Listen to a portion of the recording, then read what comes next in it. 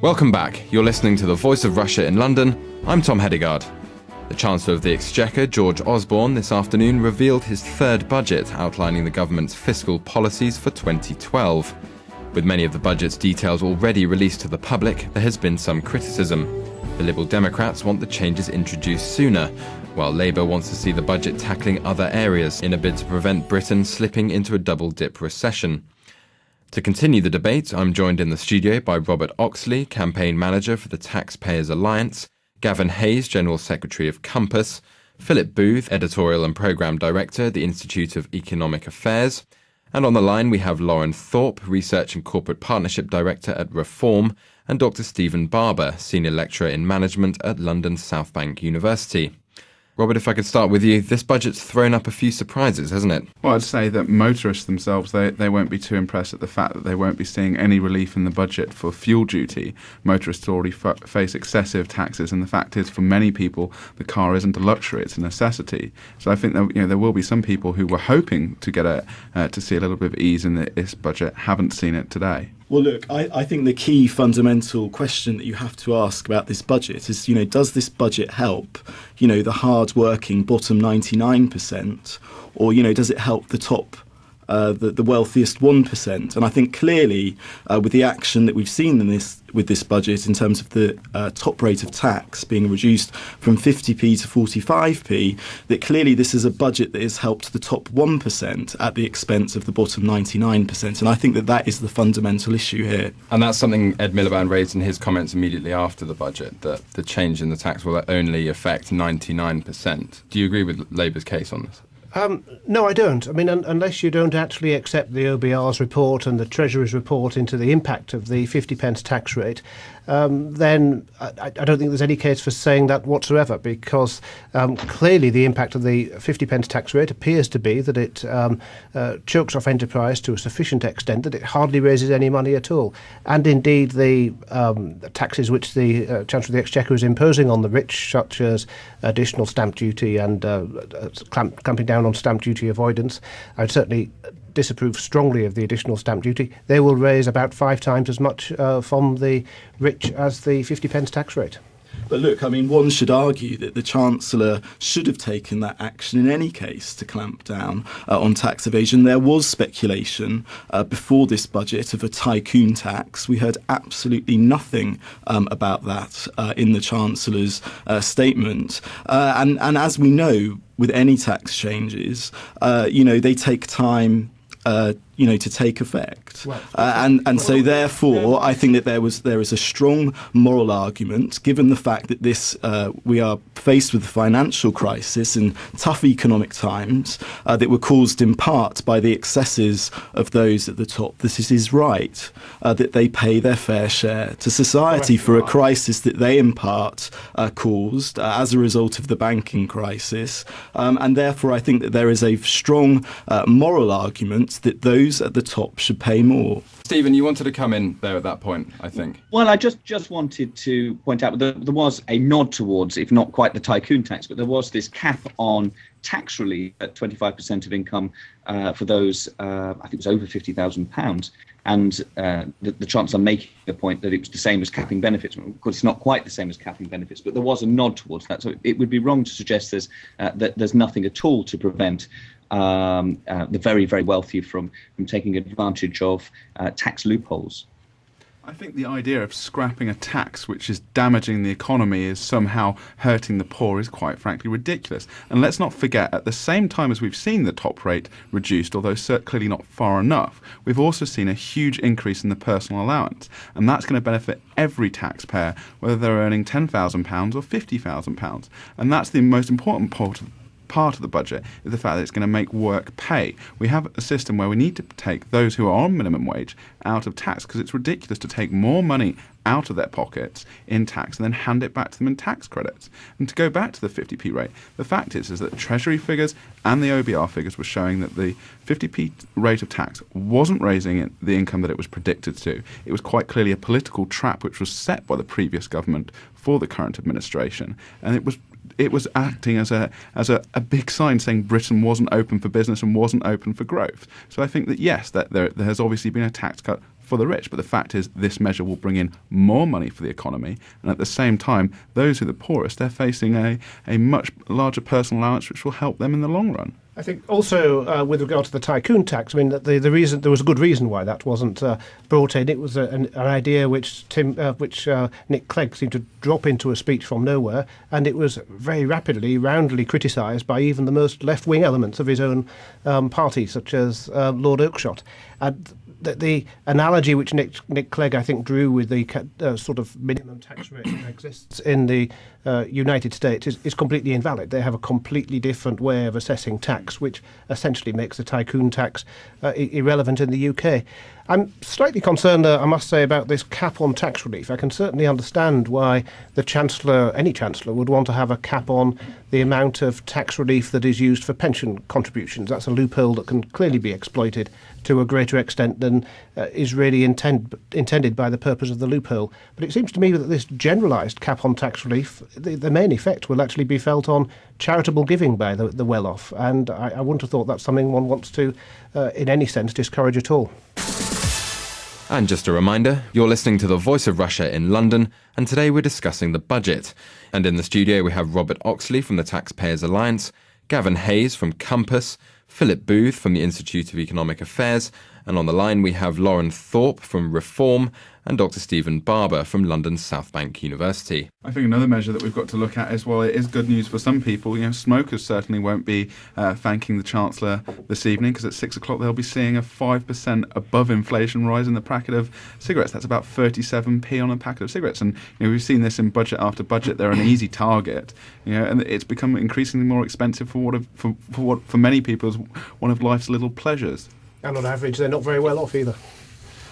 It's interesting to me here, I mean, listening to this debate that we're involved in, and of course, so Ed Miliband's response, that clearly the politics of this whole budget is around that 50p rate. But actually what's surprising about the budget is not just the budget that is announced, but also really how it's framed.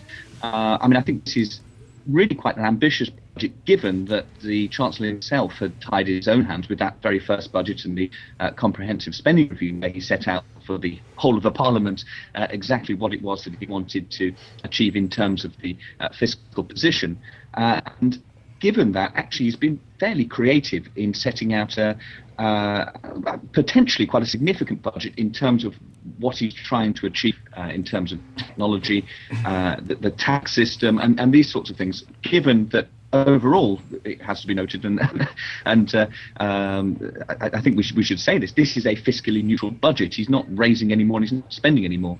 I actually thought what Robert said, in fact, quite interestingly, perhaps, was what Robert had to say actually about help for motorists in terms of fuel duty. Because, of course, the interesting thing was that in George Osborne's last budget a year ago, he did, in fact, announce a new levy on North Sea oil companies to help motorists with their fuel duty. One of the measures that we would have liked to have seen is actually a new levy actually on energy companies to help people in fuel poverty, because we've had huge increases in the cost of energy in this country over recent years, and one measure that George Osborne could have pursued is imposing an additional levy on the energy companies to help people with their energy bills. Another idea that we would have liked to have seen George Osborne pursue as well is, of course, this idea of a financial transactions tax. A tax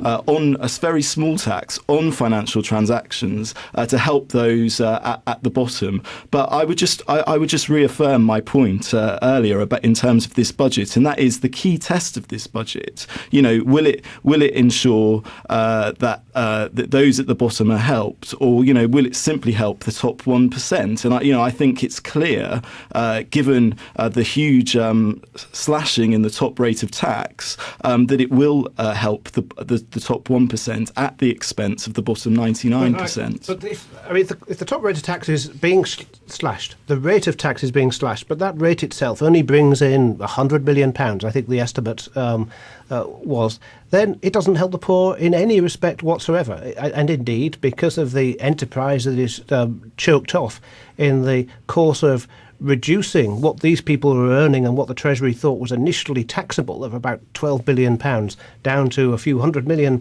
actually that is damaging for the poor.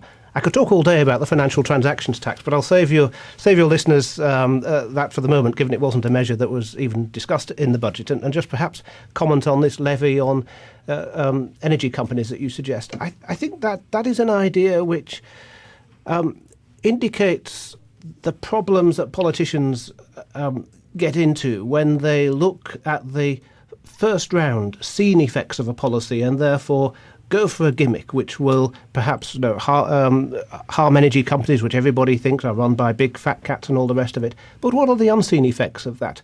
Energy companies' prices are regulated on the whole, and they are set in accordance with the profit margins or set with a view to the profit margins and return on capital that they can make. If you charge them a levy, then it's in the end, the prices that energy companies are going to be allowed to charge will increase. Not only that, if you actually reduce their profits, you'll reduce their return on capital, you'll reduce the much needed investment that we need flooding into the industry over the next 25 years.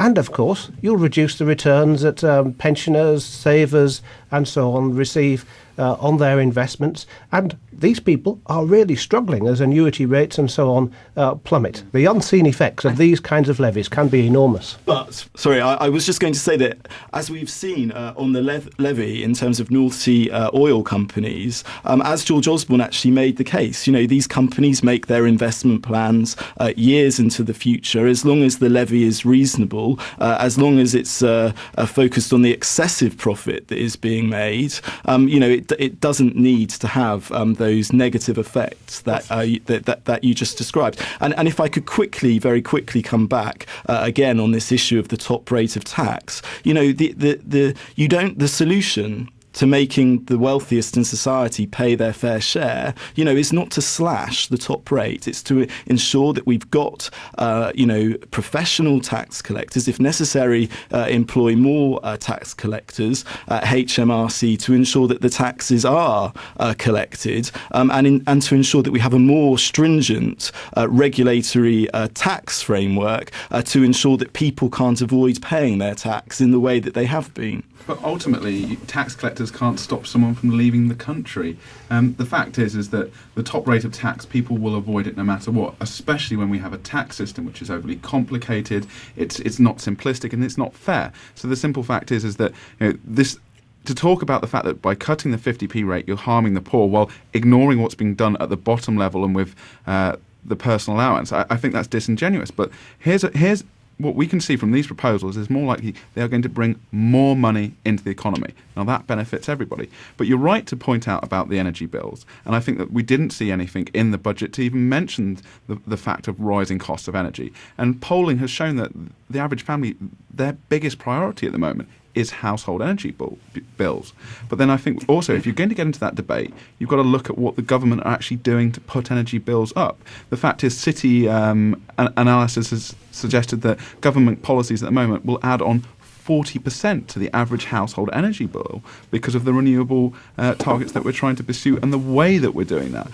And I would just sort of add on to that is that I found it quite remarkable that there didn't appear to be absolutely any contingency planning in the budget to sort of deal with any potential problems in the Eurozone. Because if we do have problems in the Eurozone, in the year ahead, that could have a huge impact on the UK economy. I found it quite concerning, actually, that there doesn't appear to be any contingency planning in terms of that.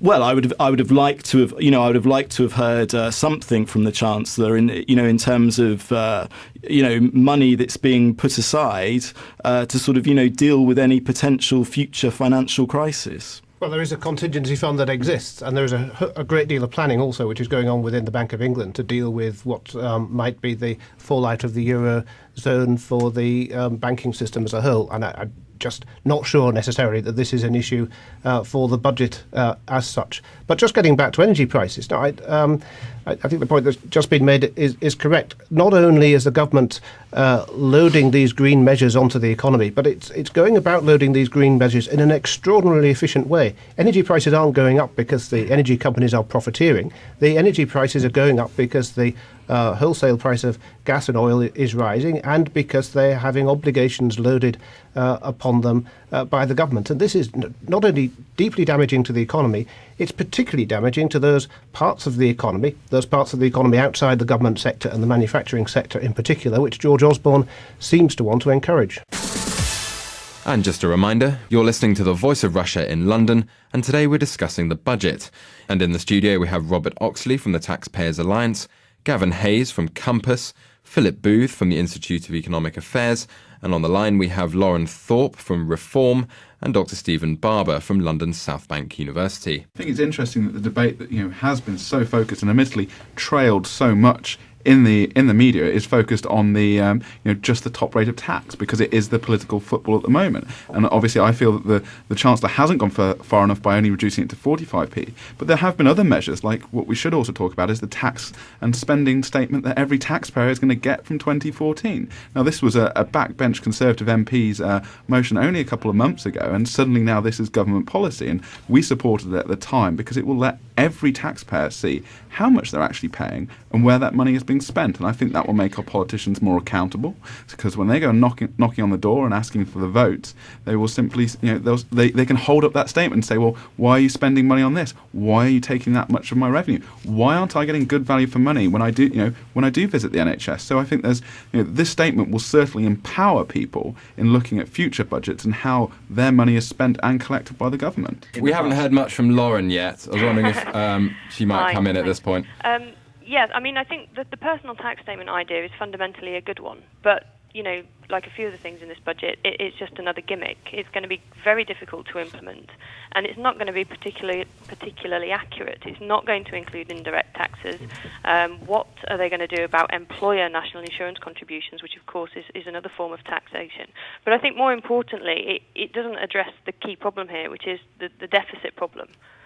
I think you're completely right to address the fact that it's not going to include things like VAT, corporation tax, the effect of employers' national insurance. That doesn't make it a gimmick. It's an important fact that most people don't even realise what the basic rate of tax that they pay. They don't see that they're paying 32 pence rather than just 20 pence, because when you combine national insurance and income tax. And so I think it's important that we do have tax transparency, because that will certainly make politicians more accountable, and it also make us see where our money goes. And some people have tried to argue that we have to trick people into paying their tax money, because if they knew where it was being spent, that we wouldn't actually agree to it. Well, I think that's not the answer. We have to trust the people, and when people do see how their money's being spent, and when they do see it in places where they're getting really good value from public services, they'll be supportive of that. I must admit, I agree with Laura entirely here. Although it's a good idea in theory, I think its implementation could be disastrous in practice. What taxpayers are going to see is a whole load of items which the government is spending money on, which is supposed to benefit them, and they're going to see maybe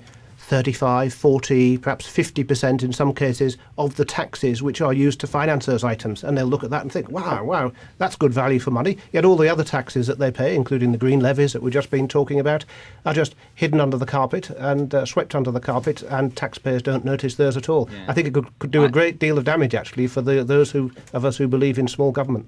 And I think this is the reason that governments haven't done it in the past. I mean, this is a proposal that gets raised every now and again. It's one of those, the risk that people say, well, I simply don't want to pay for that item there or this item here. I suspect the reason that the government wants to do this time is that it will show how much interest we're paying as a country, and that's the item that the government really wants to communicate. But on that point, and on all the points that have been made, I think it's important that any annual statement is viewed with the utmost of integrity in terms of how it is produced, and therefore I think that there is a strong case for saying that these annual statements, perhaps this is a job actually for the National Audit Office, and that these statements shouldn't just simply be viewed as some sort of piece of sort of political propaganda, if you like, for the government. People need to have confidence in the figures that statement contains, and so I think that is a very important aspect. And it's very difficult to have confidence, of course, in the way that government conducts its accounting, given the almost frauds when you compare the system of accounting with the private sector that are undertaken by the government. And we saw another big one of those today, in that the Royal Mail Pension Fund, £28 billion of it, is going to be effectively nationalised, used to pay off the debt and all the liabilities of that fund are going to be imposed as a burden on future taxpayers going forward. So we think that the national debt is actually £28 billion lower, whereas the government is actually taking upon itself a commitment to pay the pensions of all the current Royal Mail workers, a burden which will fall on future generations, and now there's no fund to actually pay those pensions. Just in our final couple of minutes, if we can move on to this broader picture of what this budget could mean for the British economy. The Chancellor predicts that inflation and employment will fall by next year, and borrowing will also fall from 126 billion to 120. Do you agree with those predictions? Do you think we're moving in the right direction? And do you think there'll be visible improvements based on George Osborne's third budget? Well, I think that what you can say is that there are measures in here that will be welcomed and will help the economy. But I think the government at the moment isn't going far enough in certain measures to really kickstart growth. And the fact is that businesses are still strangled by red tape. Taxpayers still don't see how much money they are actually paying in tax. And the fact is that we still have too much burdens from regulation and an excessive burden of taxation to see real economic growth at a time when the economy is sluggish. And as I said, we have the Eurozone crisis and global economic sluggishness to deal with. And that's something George Osborne did stress, that Britain's economic future is very much tied to the Eurozone. But do you agree that things will improve? I'm not sure that things will improve greatly. We're dealing with a very topsy-turvy economy. We're not actually sure, how much it is indeed going to grow, whether it's going to grow at all, in fact. And the government doesn't seem to have a plan B for the economy. And as I say, the key test for me is, does this budget stop the rich getting richer and the poor getting poorer? And I don't think that will happen. I think in years to come, we'll have a Britain that's even more divided, where, the inequality gap is even bigger. This budget is going to do nothing to stop that. Their hope is that actually we'll have a much stronger 2012 than is being predicted at the moment. And I think that's probably where Osborne's positioning himself, hoping that 0.8% is actually going to be closer to 1 and perhaps above 1. And Lauren, I heard you wanted to come in at that point. Yeah, I mean, I think something that we need to just be very wary of is that the government's starting to develop a reputation now for making policy decisions on the hoof in some sort of, tug of war between the coalition partners. The reform of the child benefit system is an example of that. We've seen the goalpost being moved on achieving the fiscal targets, with the budget now being balanced from 2016-17 rather than 2014-15, which was announced in the autumn statement. The public sector net debt figure is still in the danger zone. They've risen that number twice in the past 12 months. So I think, the budget today, it's going to look very good in the next 24 hours of the media cycle, but it's not really addressing the fiscal challenges that this country faces. We're spending more money than we're collecting, and until spending falls, the focus should be on creating a broad and stable tax base that can sustain the spending that we're doing. He made a very interesting critique, I think, partway through there. We critiqued this, what he called the illusion of cheap finance. And I think that in part goes to Lauren's point that what we're seeing is a significant shift in Europe, in the United States, and here in Britain towards balanced budgets. And I think this is a public policy shift over what we'll see having significance over a long period of time. Yeah, I think the point that Laura has just made about making policy on the hoof is very important. The child benefit decision was a complete shambles, and the resolution of that is now to have two completely independent, means-tested systems of providing child support for parents, neither of which interact with each other. Secondly, we've got this system now of government guaranteed and subsidised loans to small businesses, at the same time with the position of the FSA, which is tying banks up in knots to stop them lending to small businesses without holding a lot more capital. Then thirdly, you've got things like the government promising not to build a third terminal at Heathrow whilst wanting to promote rapid expansion of infrastructure. And I think these are problems which are inherent within the coalition, but also problems within the Conservative Party itself. But to sum up, quite frankly, I want a budget which makes the poor richer, and I'm very content if the rich get richer too, and I don't think there's any contradiction between that. But we can't do that when the state is spending 50% of national income and taxing over 40% of national income, with some very heavy headwinds ahead in terms of burdens arising from increased health service costs, pensions costs, and so on. And with that, we'll have to bring today's discussion to a close. And may I thank all my guests: Robert Oxley from the Taxpayers Alliance, Gavin Hayes from Compass, Philip Booth from the Institute of Economic Affairs, and on the line, Lauren Thorpe from Reform and Dr. Stephen Barber from London South Bank University. You've been listening to The Voice of Russia in London. Stay with us, we'll be back after the news.